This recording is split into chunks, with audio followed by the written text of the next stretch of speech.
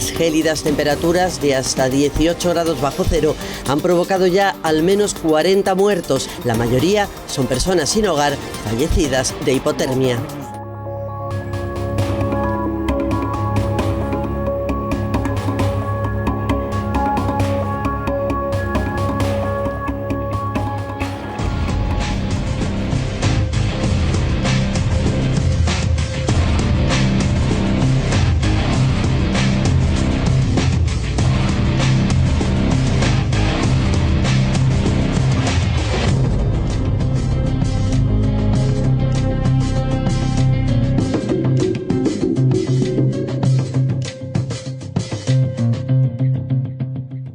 This is the 5th largest natural gas storage facility in the United States, the largest in the western United States. That's like putting all the refineries in California side by side up on top of the hill there right in Porter Ranch and letting them run. And that's how much this was putting out every single day. Methane itself is a very potent greenhouse gas, 84 times that of carbon dioxide, and a huge climate problem because of the vast gas that's escaping. It's one of about 400 facilities in the United States and about one of 14 in California that store this kind of gas. We actually know that there are a lot of leaks throughout the system in the United States where people just are totally unaware because there's no odorant in it, because it's in an unpopulated area. And it's not unique to California. You look at Boston, you look at Staten Island, you look at places like Chicago or here in Los Angeles, and this methane leakage issue, it's pervasive.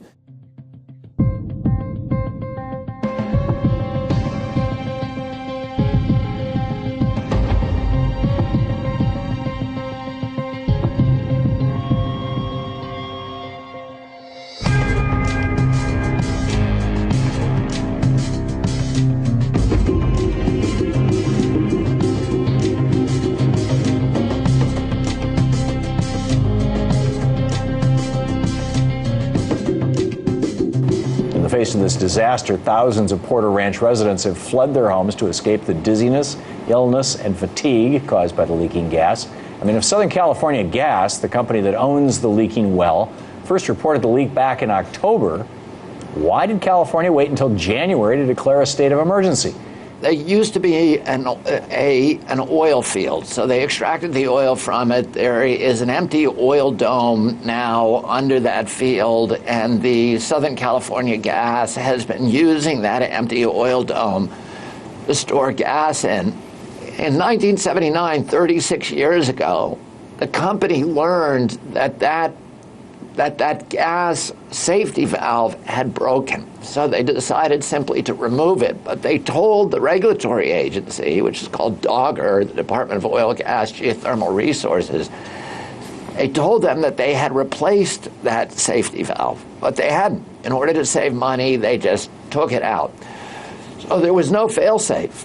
At least 30,000 residents who have been affected, and that gas is sitting on top of their schools, their hospitals, their clinics, their jobs, their animals are dying, and their children are getting sick. They're suffering nosebleeds, they're suffering terrible, debilitating migraine headaches, asthma attacks, respiratory infections, eye infections, ear infections. So this is a global crisis, because not only do you have methane, but you have benzene, toluene, xylene, which are carcinogenic. You have hydrogen sulfide, sulfur dioxide, which are neurotoxic. There's also a lot of radon gas now being measured in the area. The main thing for people to do right now is to take care of their health and get out of that area if they smell that gas.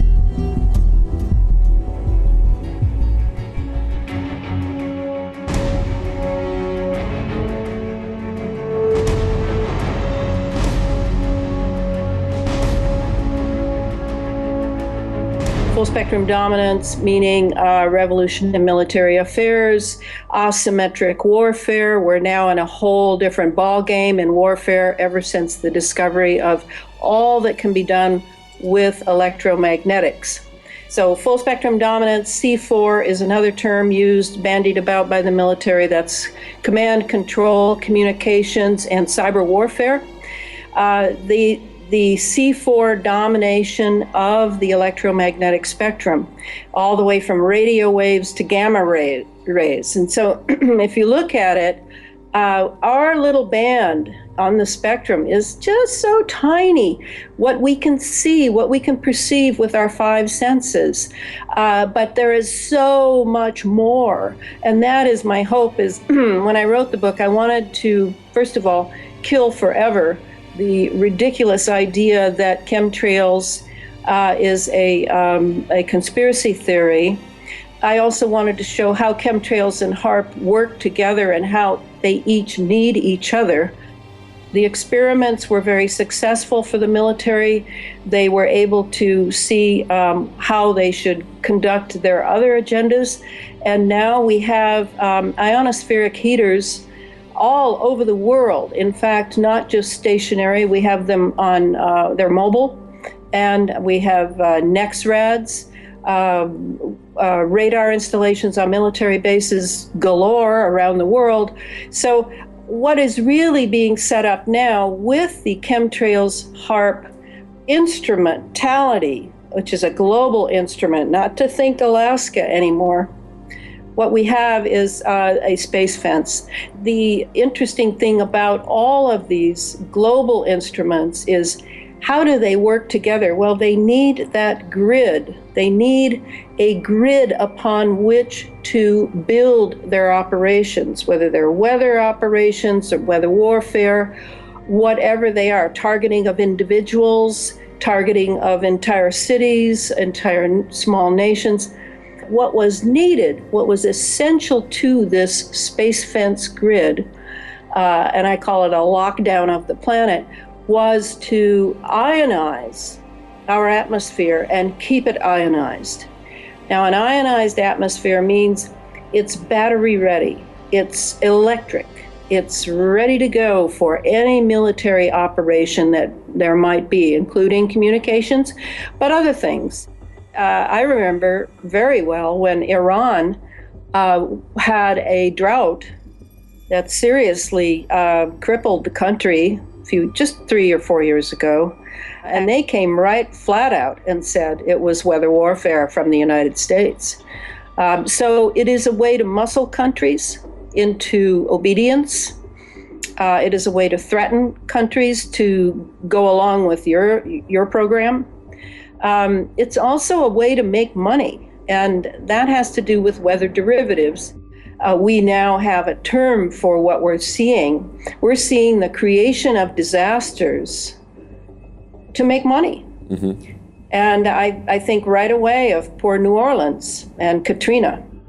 When I saw that they bought up the National Weather Service and do the reporting for NOAA, and that Lockheed Martin forecasts modeling for the FAA, I got the picture.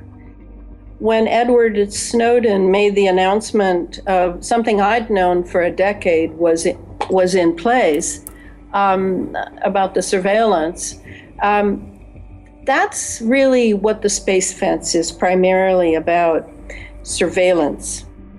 They want to be able to have access to anyone, anywhere, any place, anytime, 24/7. It's about AI. It's about the role of artificial intelligence in the future world that is now being constructed. So, if you can send at a frequency, you can pulse something, you can affect all sorts of things, because everything in the body, including the endocrine system, the brain, tissues, muscles, etc., everything has its own frequency.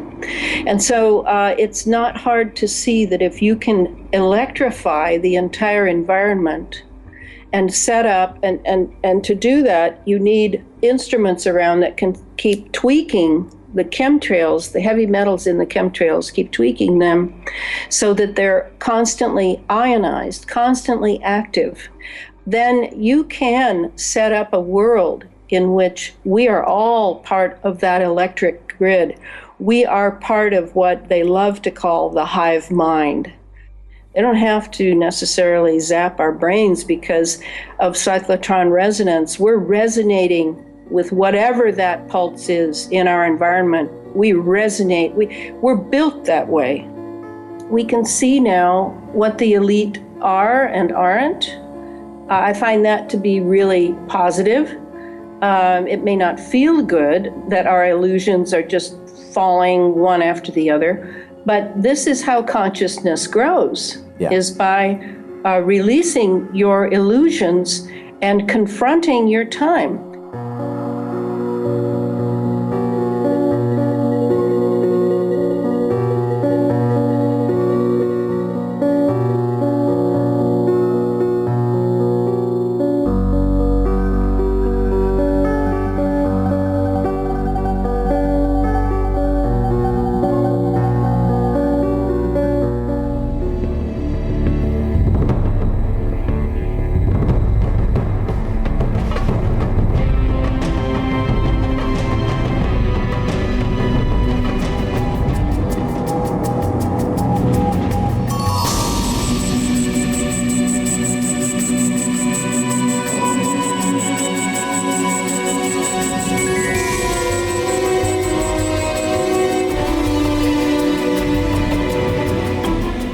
We have no more than 2 months to get things under control. With over 2,000 arrivals to the EU per day, the March European Council will be the last moment to see if our strategy works.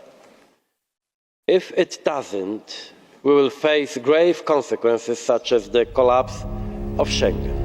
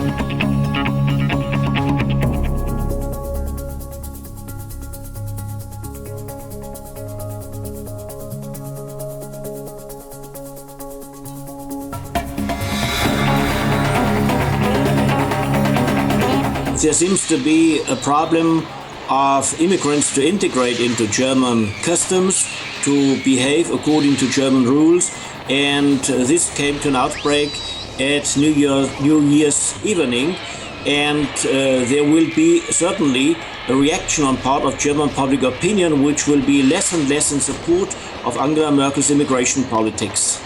There is a certain tendency of benevolence towards immigrants in Europe, and it is good that we have this attitude towards immigrants. Nevertheless, in the course of time, it could no longer be overlooked that this immigration creates problems. And although for a long period of time criminal acts on part of immigrants have been not reported adequately in the newspapers, now such behavior, in particular on New Year's evening, has got such a dimension that news coverage is simply obligatory, and this is why we find news coverage of this behavior not only from Germany but from Finland, Switzerland, Austria and so on. What we have to do is to limit the influx of refugees to Europe, because otherwise we will one day face a problem which we can no longer tackle. We know that in the Muslim countries, the role of females is quite a different one from the Western societies. The basic question is, do we want to change our cultural patterns, or do we want to control the, so to speak, influx of foreign cultural patterns?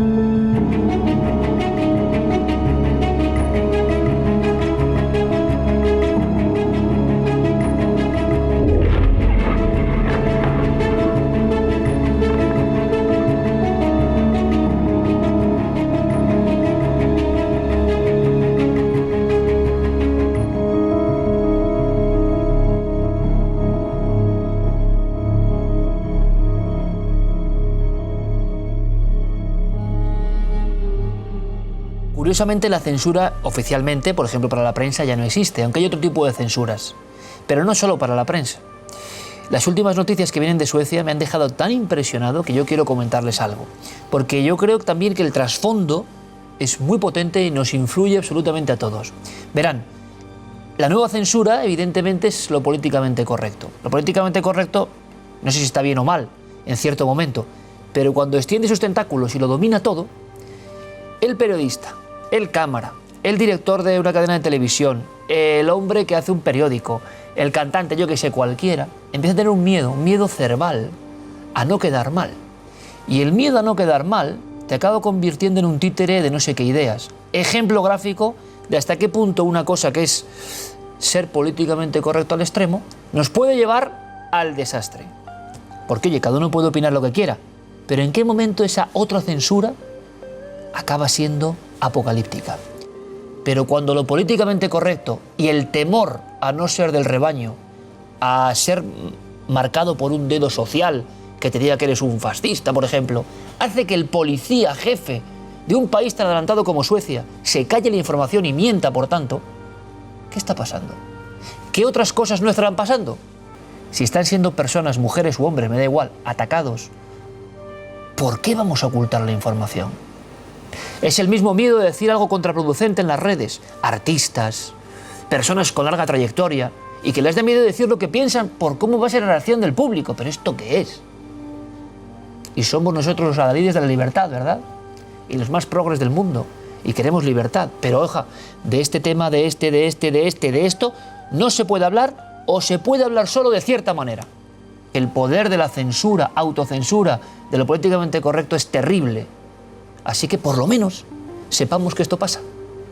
Nadie somos santos, pero sepamos que hay conductas de pensamiento que nos castran mentalmente, a todos, hombres y mujeres, y que no hacen más que impedirnos decir lo que debemos decir en libertad. ¿Tema tremendo o no?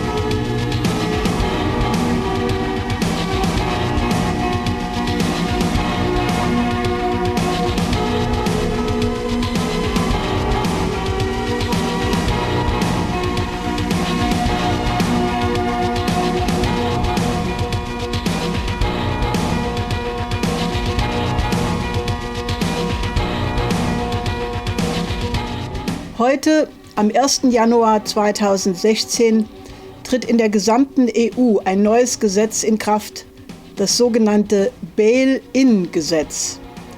Das Bail-in-Gesetz besagt, dass im Falle der Insolvenz der Banken Konteninhaber und Anteilseigner enteignet werden, um die Banken zu rekapitalisieren, die eigentlich geschlossen werden sollten. Das ist schlicht und einfach Diebstahl. Nach dem Finanzkrach von 2008 haben die Regierungen der G20 nichts getan, um die Casinowirtschaft zu beenden, sondern zweistellige Billionenbeträge in das transatlantische Finanzsystem gepumpt, das sogenannte Bail-out, und damit private Zockerschulden in Staatsschulden verwandelt. Heute sind die Too-Big-to-Fail-Banken, also die angeblich zu groß sind, um sie pleite gehen zu lassen, um rund 40% größer. Und ein neuer Finanzkrach ist bereits im Gang.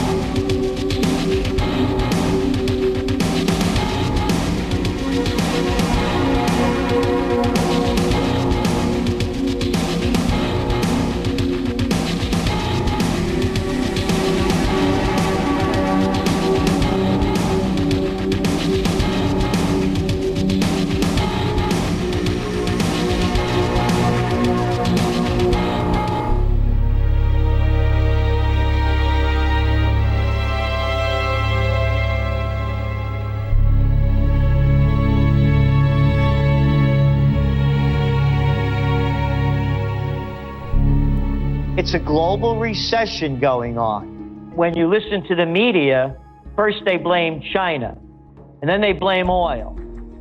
It's one of our top trends of 2016. That's why commodity prices are falling. It's not only China, it's a lack of demand around the world, and it's a very simple equation.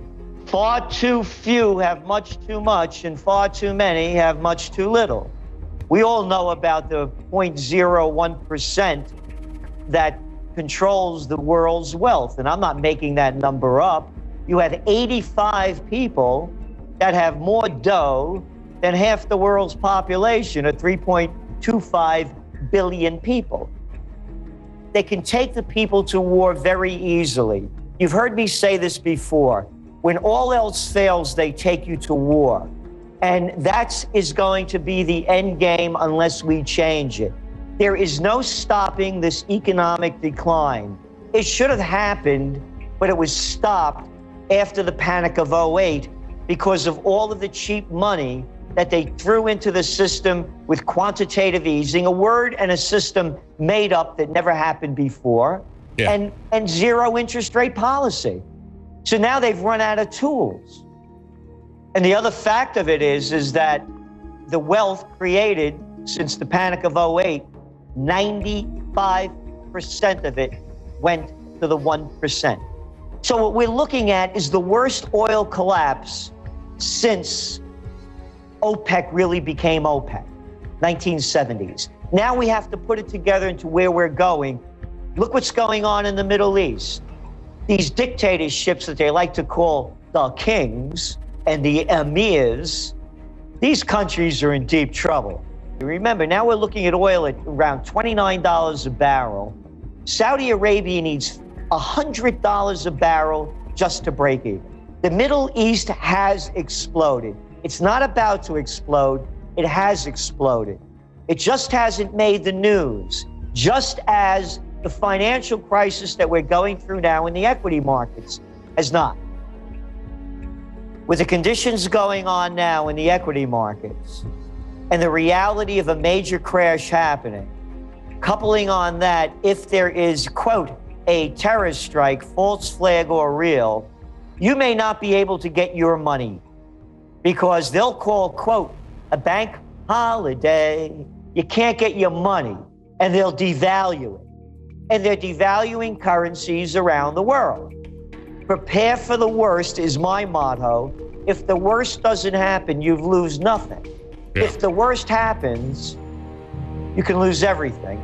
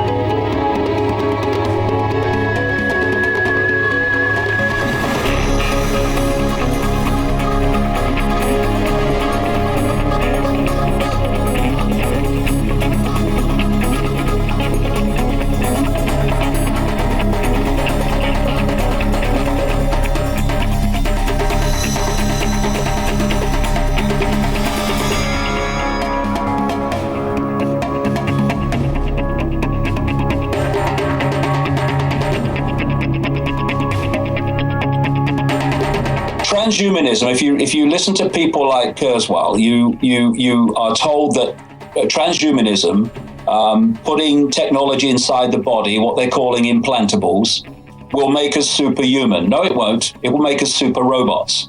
It will make us super subhuman. We're seeing what I call the totalitarian tiptoe of assimilating human minds into technology. It's one major stepping stone to this is what is now a global addiction to smartphone technology, where we're losing the young generation. This guy, Ray Kurzweil, this Google executive who is the spokesman for Frankenstein, he has said that not too far into what we call the future, that most human thinking will be done from the cloud. What we're looking at is what I've been writing about for years, what I call the technological sub-reality. That's what he's calling the cloud.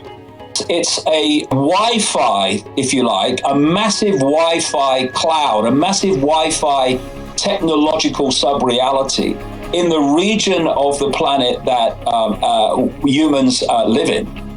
It will be doing the thinking. It's rewiring the brain. It's dumbing down the brain. If you are an alcoholic, who controls you? The alcohol. If you're a drug addict, who's the controller? The drug. If you are an addict of technology, who controls you? This is bringing the humans in and technology together. They went from smartphones and they've now gone to what they call wearables. These are the Bluetooth in the ear. These are the Google Glass, and these are the Apple Watches. And they're pushing this along faster and faster because they have to get this done before enough people awakened.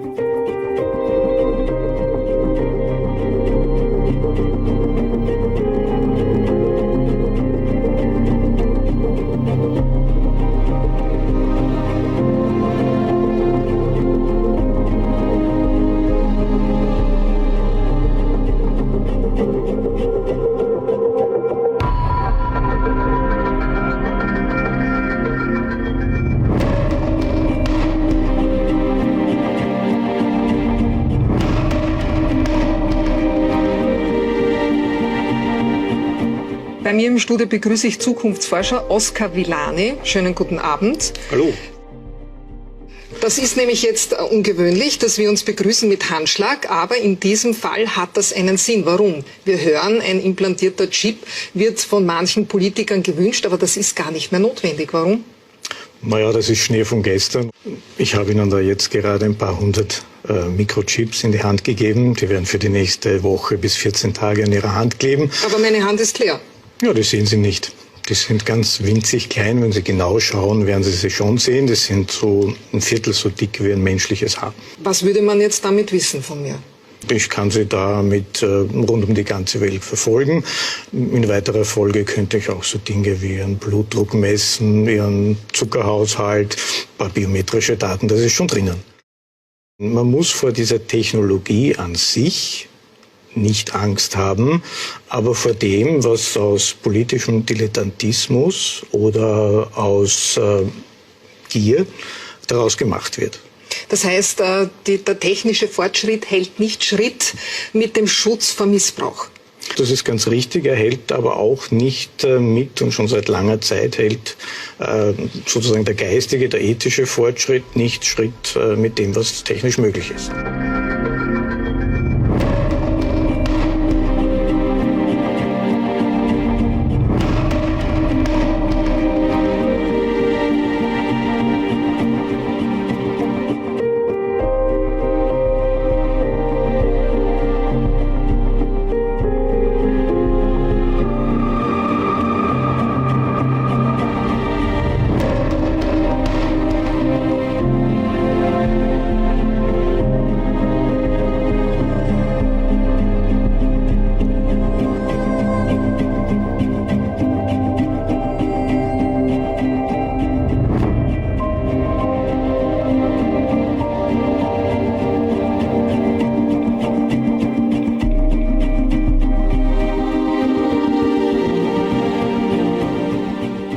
It has been going on actually officially since 50s. 53, CIA was putting electrodes into the brain and teeth of people, so-called Project Moonstruck.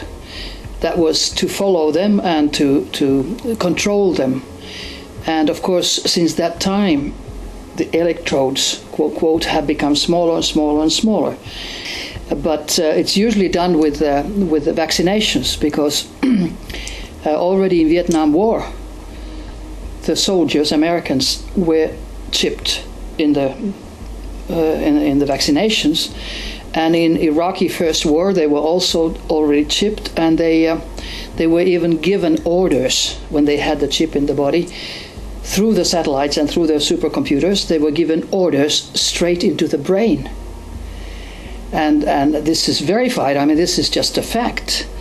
And now they're putting it into the civilian population, like with the swine flu vaccine, and with many other ways. They can put them into drinks, they can put them into the food, into the meat, whatever.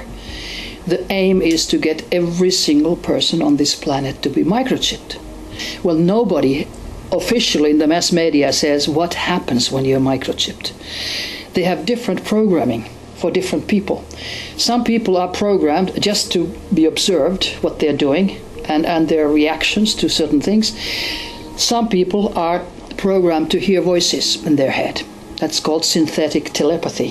Then some people can be programmed to become totally insane and start shooting in their schools or the shopping centers people whom they don't even know. And then if it's delta programming, they are also programmed to shoot themselves, so you don't have any evidence.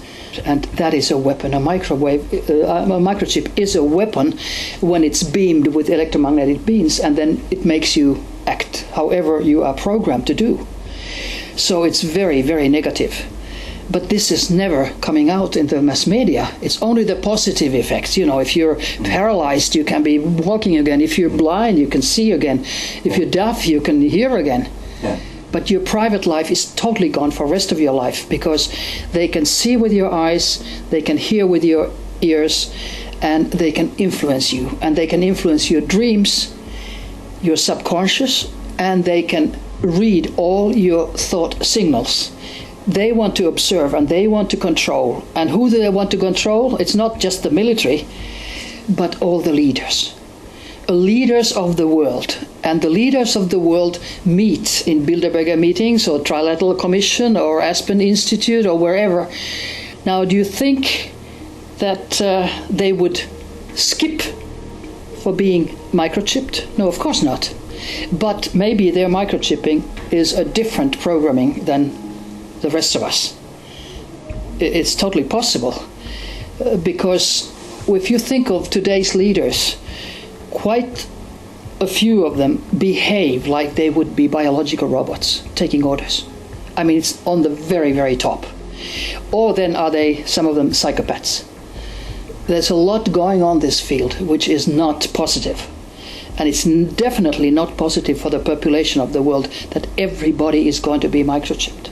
So I think that everybody who is chipped and knows about it, and those who don't, they should again take their energy and decide that I am not going to be steered from outside. I decide I want to do certain things. I want to spread love. I want to spread awareness. I want to send information. And those from outside who are beaming, they are not going to succeed. And if we all put this energy out, they're really not going to succeed. They didn't succeed with the swine flu injections either. So something happened there. The universe helped us, I think.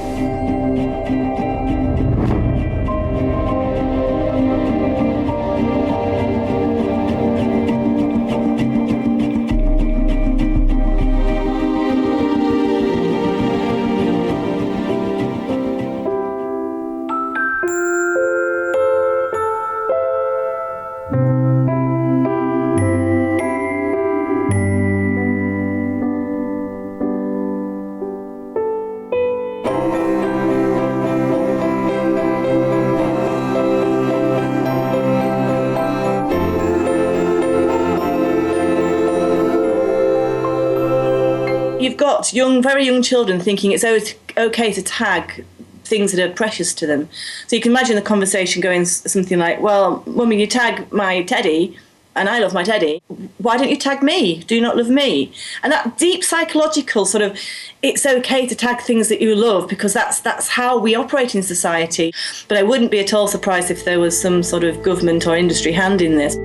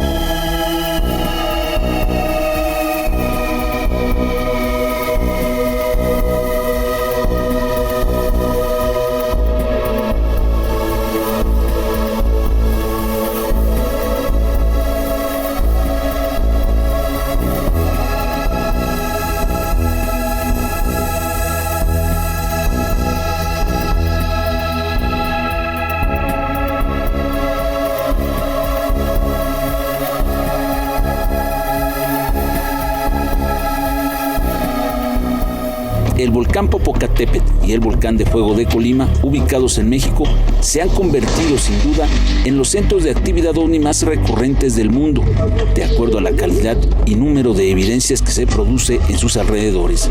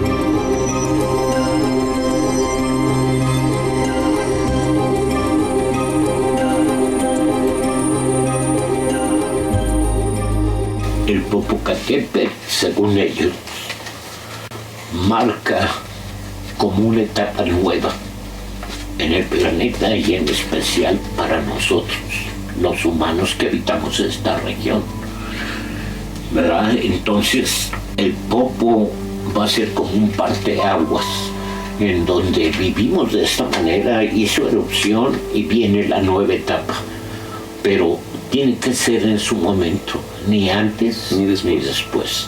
Y la gente del espacio está muy al pendiente de todos los volcanes, pero del Popo en particular, porque tiene que ver con el nuevo despertar de conciencia de nosotros, los que habitamos esta región. Continuamente están sacando esa información y se refiere a ciertos seres que son los Anunnakis. Esos seres que mencionas son seres que corresponden a un bando de extraterrestres, pues que nos han querido subyugar y doblegar. Hicieron modificaciones, pero no se le dio ahí el ser humano. Se le dieron una especie de androides, de antropoides, que ni eran changos ni eran humanos, para utilizarlos en las labores que ellos les surgían. Hay seres que continúan tratando de que el ser humano no se libere de condicionamientos hipnóticos y mentales para que deje de vivir con las costumbres que nos han impuesto. Y esto pues está en contubernio con gobiernos mundiales que les interesa que sigamos manejándonos así y no quieren que haya cambio. Pero muy a su pesar, sí, los cambios que se avecinan van a poner en su lugar a toda clase de seres, incluyendo a los extraterrestres manipuladores. Podemos decir que hay dos grupos de extraterrestres: los que están velando por el despertar del humano para que se convierta en un suprahumano. Los seres de luz, los seres que quieren la evolución tuya, no te ponen chips ni te manipulan de esa manera. Y están los otros que quieren que la humanidad siga dejándose conducir como si estuvieran sumidos en un trance hipnótico. No renieguen, no se subleven y se dejen llevar ciegamente, manipulando esto a través de lo que es la influencia del dinero, los créditos bancarios y de todo. O sea, el ser humano está aprisionado en deudas y en compromisos que no quiere, pero que los sistemas lo atraparon. Hay una raza negativa que quiere mantener al ser humano cautivo, que no piense en ideas ni de libertad, ni de evolución mental y espiritual. Por eso los duermen con fútbol, con béisbol, con películas, con cosas, y sobre todo películas de gente alienígena que viene a dominarnos, para que tengamos temor y no aceptemos ayuda de los seres que sí nos quieren dar la mano. Entonces todo eso está confabulado para crear un ambiente en donde el ser humano diga: bueno, si hay o no hay, no me interesa. Yo teniendo que comer, viendo el fútbol, viendo todos los eventos que nos presentan, pues la vida es así, tenemos que seguirla.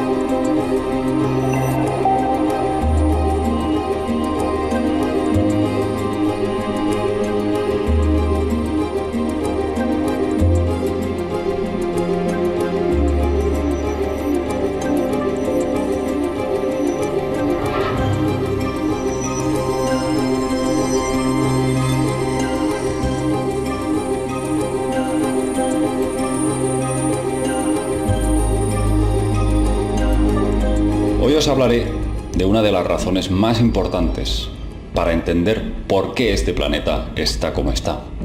Por qué este planeta está sumido en guerras, en caos y en destrucción constante. Y se trata precisamente para reducir la vibración de la Tierra.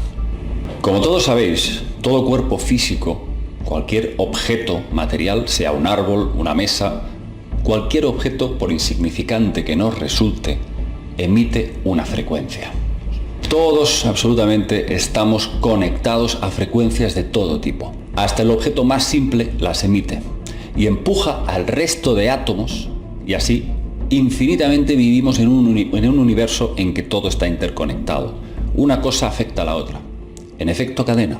Imaginaos lo que es vivir en un planeta como el nuestro. La gigantesca vibración de su campo electromagnético nos afecta de forma determinante a cada una de nuestras células. El tiempo, nos dicen algunos expertos, parece como que se está acelerando. ¿Quién de vosotros no ha percibido en los últimos años como si el tiempo transcurriera más deprisa? Esto es un hecho. Es decir, nuestra percepción es que transcurren 16 horas, no 24. Algunos expertos aseguran que esto forma parte de un ciclo cósmico en el que la Tierra se alinea con otras vibraciones cósmicas que la afectan.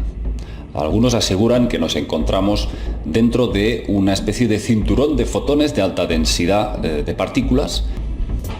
Los mayas, no olvidemos que nos hablaban del centro galáctico del Hunapku, que llamaban ellos, y que cada 5.125 años se producía una serie de radiaciones, de flashes de energía, y que estas pulsaciones estarían afectando a la Tierra para que realizara una ascensión vibratoria. Eso podría propiciar cosas tales como un despertar de conciencia en el ser humano. El hombre probablemente activaría esas famosas 12 hélices, las 12 hebras de su ADN, y se elevaría hacia un estado en el que podría crear como una especie de cuerpo de luz. ¿Acaso se está generando un ciclo natural de evolución que este gobierno secreto quiere frenar, reduciendo drásticamente la vibración de la Tierra para que no despertemos a la realidad universal, a la realidad del espíritu, de que verdaderamente somos algo más que materia? Todos los seres vivos, de forma natural, generamos esta poderosísima influencia. Como dije antes, una vibración afecta a la otra en cadena, y ellos lo saben.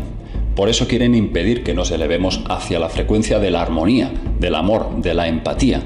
Porque eso tendría unos efectos terribles para ellos. Se les hundiría su sistema, que está basado en la polaridad, la avaricia, la dualidad, el ego, la separación, el conflicto. Esta agenda que tienen estos señores, estos testaferros humanos que están al servicio de estas entidades, tiene una agenda que va desde guerras, epidemias y sobre todo una gran intoxicación mediática para que se deforme nuestra percepción de la realidad. Nos manipulan mentalmente para que acabemos creando la realidad que a ellos les interesa, no la nuestra, no nuestra realidad. O sea que nos activan para autodestruirnos y para servirles a ellos en bandeja nuestra energía.